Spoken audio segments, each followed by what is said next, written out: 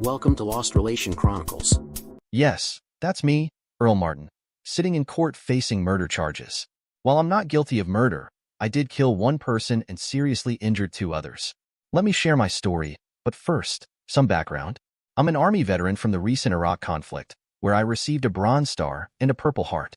I have a wonderful wife, Elizabeth, who I've been married to for 15 years, and two kids, Pamela, who's 12 but looks older, and my 10-year-old son, Earl Jr. We run what I jokingly call a horse farm in Central Texas, where I manage a stud service for thoroughbreds and quarter horses. I also train quarter horses and have already won some significant competitions, gaining recognition in the industry and attracting clients from across the country. Elizabeth teaches dressage to both horses and riders. While she doesn't invest as much time as I do into the business due to household and parenting responsibilities, she shares my enthusiasm for our activities. Our lives were relatively idyllic until that fateful day in late summer 2026. Earl Jr. and I were in the paddock behind the barn, preparing horses for the afternoon dressage class. I suddenly realized I had forgotten to bring the combs for the horses' tails. I sent Earl Jr. to retrieve them while I worked on other tasks. When he took longer than expected, I began to worry that he might have hurt himself, so I decided to check on him. I walked into the barn to look for him and headed toward the tool crib, where I kept various maintenance tools. There was no sign of Earl Jr., but I heard disturbing sounds coming from the crib, screaming and crying from a girl and a boy shouting, "Leave my sister alone." Alarmed, I rushed to the tool crib, opened the door, and was met with a horrifying sight. My naked daughter was lying on the floor, with a man assaulting her. Another man held her arms above her head, while a third man restrained my son with one arm and brandished a knife in the other. At that moment, my military training kicked in, mixed with a father's instinct to protect my child. I burst through the door and grabbed a 3-foot piece of steel rebar as a weapon. My training taught me to always have a weapon if possible. I swung the bar with all my strength, hitting the sex offender across the shoulder blades. I must have put a lot of force behind it because the bar bent slightly. The man collapsed to the side, releasing my daughter as he fell. I suppose I should feel relieved that he wasn't well endowed, as that could have caused serious injury and pain to her. None of that registered with me during my attack. It was only after the fight that such things occurred to me. I was too busy. My next target was the man holding my daughter's arms. I must have caught him on my backswing with a sharp edge projecting from the sawed-off end of the piece of rebar. Anyway, I managed to catch that man in the face with the bar, and he had a gash running from his lower jaw up into his left eye. His eye was ruined forever. That must have really hurt, because he let out with a scream of pain that had to be heard to be believed. He was still holding on to Pam's wrists, so I hit him as hard as I could with the rebar across his chest. He collapsed to the floor, and I noticed that he was having a hard time breathing. Now I was ready to take care of the one with the knife. I didn't expect any real difficulty doing that, because the way he was holding the knife demonstrated that he had no training in the use of the weapon. He was so shocked by my treatment of his companions that he relaxed his hold on Earl. The boy wiggled out of the man's hold on him and ran to check on his sister. That let me have easy access to the man. He might know nothing about how to fight with a knife, but he could get lucky. I was not going to take a chance with him. I approached cautiously, and the man foolishly backed up until he was trapped in a corner. With no way to go except straight at me, the man began to cry. Oh, that probably meant that the man had given up hope and was easily capable of doing any number of foolish things. I slammed the end of the rebar down on the man's wrist holding the knife. I am not sure what had me charged up so, but I hit him hard enough to crack many bones in his wrist. He screamed in pain and dropped the knife. That was what I was looking for, and danced around him, striking him in every one of his joints until he fell to the floor. This was when Earl said to me, "I don't know what is wrong with Pam, but she won't stop crying." "Okay, I'll look after her. You go find your mother and tell her that I need her in the barn as soon as she can get here. Tell her I said to grab her cell phone and come out right away. We need more than one ambulance. You come back too." I checked on Pam and found that she was hysterical. I didn't blame her, but I thought that she had gone on long enough that way. I hoped that her mother could bring her out of it. When Liz arrived with Earl, she immediately did what she could to comfort the girl. Meanwhile, I used her cell phone to call 911 for ambulances and the sheriff. 2 ambulances with the EMTs, emergency medical technicians, showed up within about 20 minutes. It took so long because we were that far from the nearest hospital. The sheriff did not show up for another 10 minutes. She was busy schmoozing with some local politicians. Being sheriff was an elected position, and she was new on the job and wanted all of the help she could get. The way she came waltzing and made it look like she thought she was just being called out to clean up after a neighborhood fight. The EMTs had already looked after my daughter and had called the assault assistance department. Liz had taken Pam into the house to wait for them to arrive. The EMTs woke the sheriff up when they said that one of the men had died and they were stabilizing the other two for transport to the hospital. They also reported that my son had a knife wound that would need sutures in the palm of his hand. The large knife had blood on the blade, and one of the EMTs had dropped it into a plastic bag and sealed it against further contamination as soon as she arrived. She knew that was a job for the cops, but she was a fan of cop shows on TV and knew that the sheriff was such a klutz that it would probably be overlooked. I told my story to the sheriff, and she promptly arrested me for murder. It was at that point that I was glad that I had not voted for her. That was when I quit cooperating with her. Despite her objections, I called my lawyer. The sheriff had not even read me my Miranda rights, and I was really getting pissed off. My lawyer said that he would find a suitable lawyer for me and that I should not say anything else. I did use the camera and the cell phone to photograph everything in the crib, including the murder weapon. I didn't trust this clown of a politician masquerading as a sheriff as far as I could throw a horse. She didn't know that she needed a warrant to arrest me for murder under these circumstances.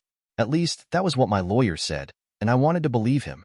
Somebody had to take my son to a doctor to have his hand sewn up, and it looked like that I was elected. The EMTs had done the necessary first aid for his hand, and it was now wrapped in a bandage.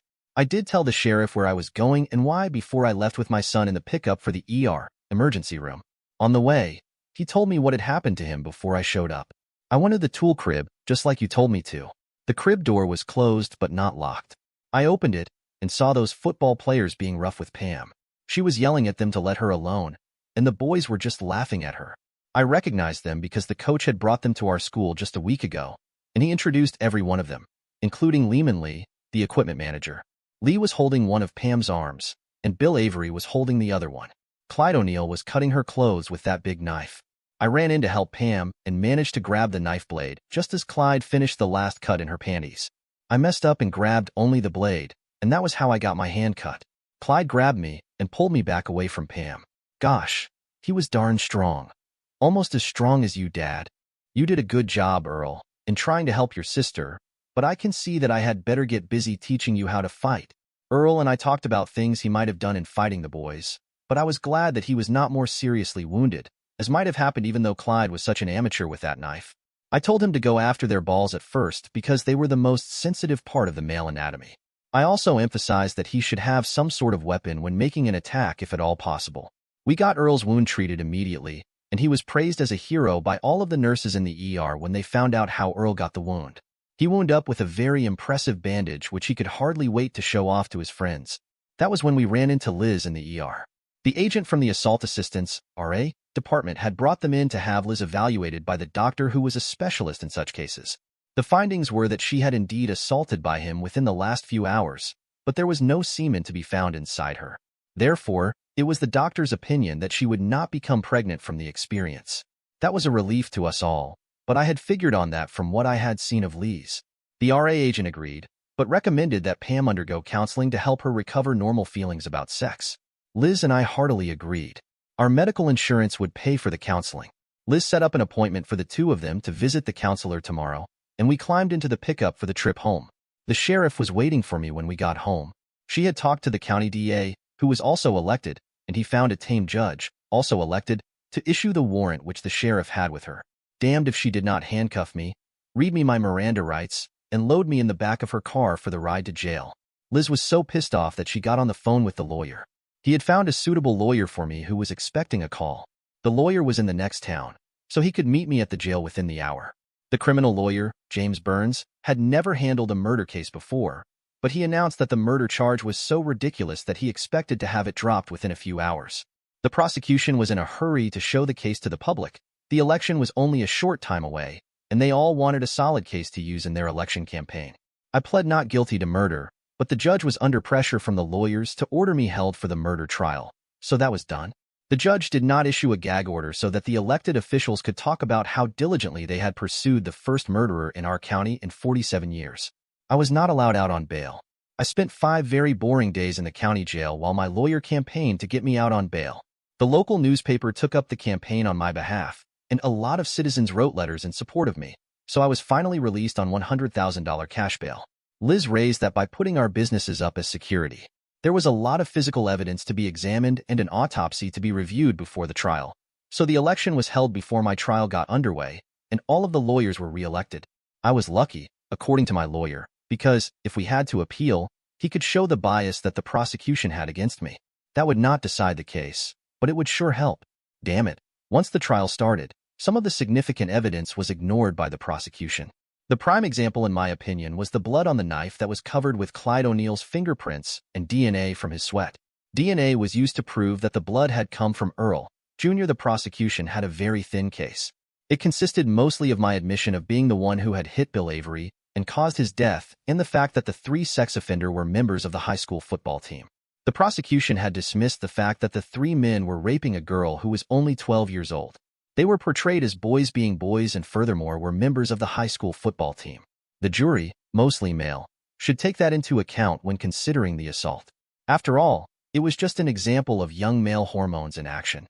I got so pissed off at that I almost jumped the prosecutor right then.